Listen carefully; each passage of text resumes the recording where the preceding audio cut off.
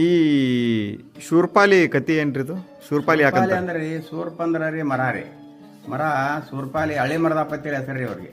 ಸಂಸ್ಕೃತ ಶಬ್ದದಾಗ ಸೂರ್ಪಾಲಿ ಅದು.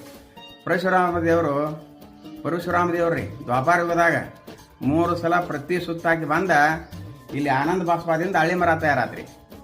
ಹಳ್ಳಿ ಮರದ ಬಡ್ಡ್ಯಾಗನ ಲಕ್ಷ್ಮೀ ನರಸಿಂಹದೇವ್ರು ಇದ್ದರಿ. ನರಸಿಂಹದೇವ್ರ ಕಾಲಕ್ಕೆ ಶೂರ್ಪಾಲಿ ಕ್ಷೇತ್ರ ಅಂತೇಳಿ ಹೆಸರಾಗೈತ್ರಿ.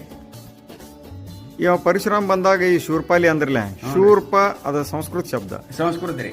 ಕನ್ನಡದಾಗ ಮರನೂರ್ ಮರ ಮರ ಮರ ಈ ಅಕ್ಕಿ ಅದು ಅಕ್ಕಿ ಹಸನ್ ಮಾಡ್ತಾರಲ್ಲ ಅದ ಮರ.